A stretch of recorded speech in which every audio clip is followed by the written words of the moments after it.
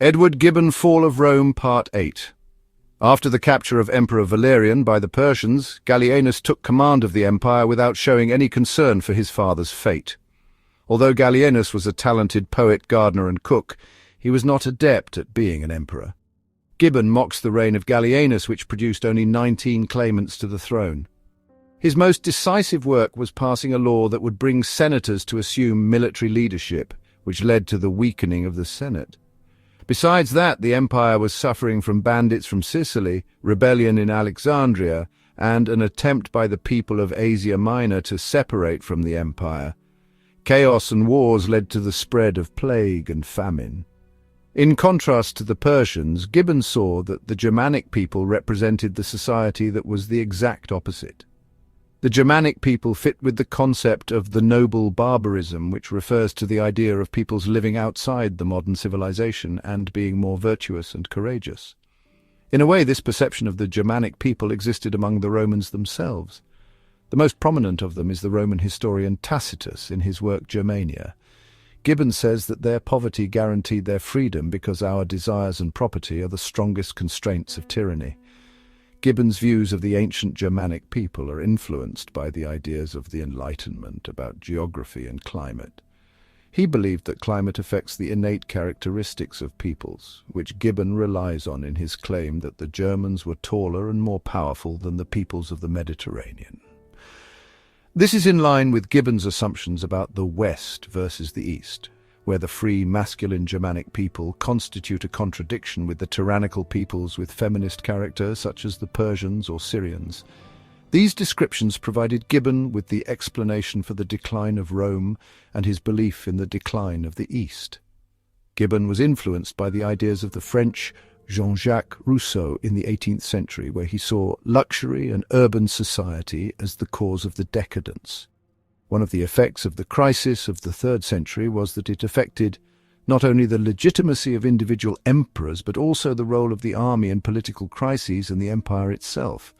Many large parts of the empire were left to some extent to defend itself, as happened with the city of Palmyra under the rule of Odaenathus. This has increased the tendency to separate entire parts of the empire, including Palmyra, Gallia, and Britain. Gibbon presents a novel that shows how, when a government and an army fail to defend the people, they lose their legitimacy to the extent that the government is at risk of total disintegration.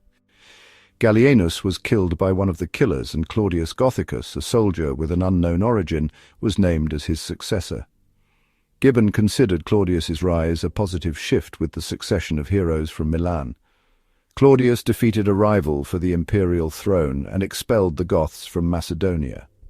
Gibbon presented Claudius as a good emperor when he received a complaint from an old woman about his unjust confiscation of her property before he became emperor. He felt embarrassed and quickly returned her property.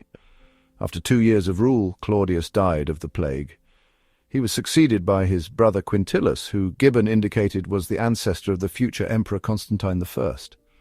But when he heard that a rival named Aurelian had gathered an army he could not defeat, Quintillus committed suicide after only 17 days of rule. Aurelian was the son of a farmer from Serbia.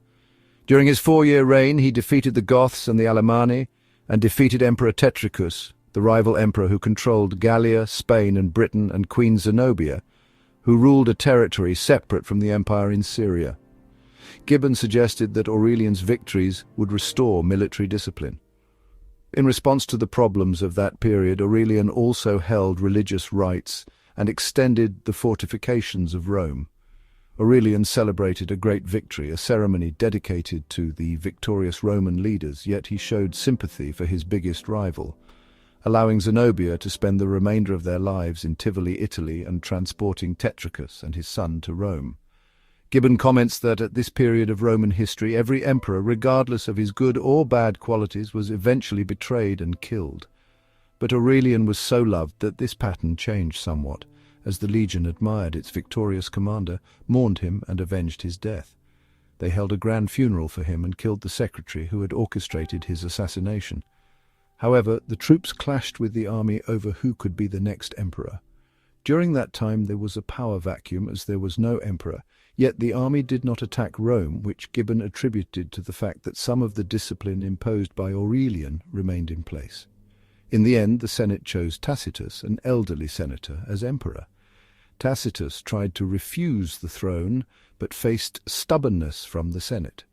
Gibbon considered Tacitus a reformer who tried to restore the balance of Augustus between the Republic and the monarchy, sending letters to the major cities of the empire, claiming that the authority of the Senate had been restored.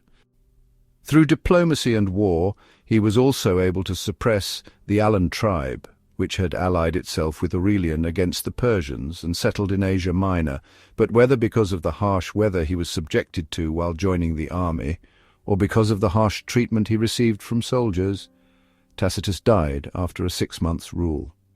Tacitus's brother Florianus declared himself emperor without the approval of the Senate, but he was defeated by an officer named Probus. Probus was cautious in pleasing the Senate, claiming that he had seized the imperial office only to get rid of the usurper Florianus and asking that they confirm his rule as emperor. While the Senate managed the affairs of the administration, Probus dealt with external threats and rebellions. Probus focused specifically on expelling the Germanic tribes from Gallia, including a new Germanic tribe from present-day Poland. Probus allowed Germanic tribes to settle in the empire, but many of them returned to their former way of life. In the Pontus region of Asia Minor, members of a Germanic tribe took control of the fleet and began piracy in different regions, including Greece, Sicily, and North Africa. Probus ordered the soldiers to plant vineyards in Gallia and Bologna, carry out construction work, improve river navigation in Egypt, and drain the swamps. During one of the swamp drainage projects, the soldiers rebelled and killed him. Gibbon wrote that they regretted their reckless action. Soon they forgot the cruelty of the emperor they killed and hurried to erect an honorable monument to perpetuate the memory of his virtues and victories. Then they quickly announced a new ruler, the commander of the Protestant Guard, Carus. Gibbon saw the rise of Carus as another turning point, as he did not bother to seek the Senate approval. Carus granted the title of Caesar to his sons Carinus and Numerian. He left Carinus to solve the problems of the Western Empire, while he led a military campaign against the Persians. In a scene recorded by Gibbon, Carus threatened the Persian ambassadors that he would make their country empty of trees, as his head was devoid of hair. Carus achieved some major victories against the Persians, as he captured the city of Ctesiphon, but he died either by a lightning strike or by illness in the camp.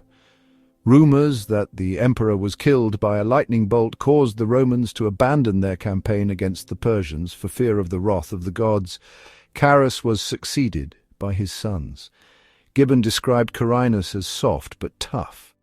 He devoted himself to pleasures but without taste. Despite his extreme sensitivity to vanity, he was indifferent to the respect of the public. The reign of Carinus was known for the extravagance of the public games he held. While Numerian fell ill during his campaign in Persia, the commander of the guard Aper kept the secret of his death and issued orders in his name. One of the officers in the army named Diocletian marched against Carinus, and Carinus's forces almost won, but Carinus was assassinated by the husband of a woman with whom he had a relationship, leaving Diocletian emperor. Diocletian accused Aper of killing Numerian, then had him executed. Gibbon shined a light on the series of emperors who faced violent and quick endings during the crisis of the 3rd century in a style that mixes dark comedy and tragedy. Gibbon summed up the pattern of that period by saying that the situation of the Roman emperors was so miserable that their fate was the same regardless of their behavior. Almost every era ends with the same disgusting repetition of betrayal and murder. Gibbon sees that the crisis of the 3rd century was a problem that could not be overcome by one person, no matter what were the ambitions of the reforms. In Gibbon's novel, both Tacitus and Probus were aware of the internal problems facing the empire, but were ultimately unable to overcome the force that fueled the chaos. He added that the exclusion of Roman senators from the civil service under Gallienus and the failure of Emperor Tacitus to reverse this policy increased the reluctance of Italians to serve in the army.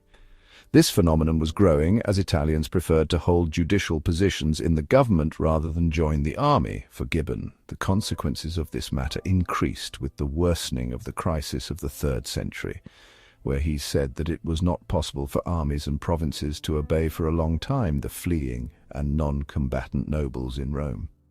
As a result, the Roman government relied not only on provincial recruits but also on Germanic tribes that were allowed to settle within the empire.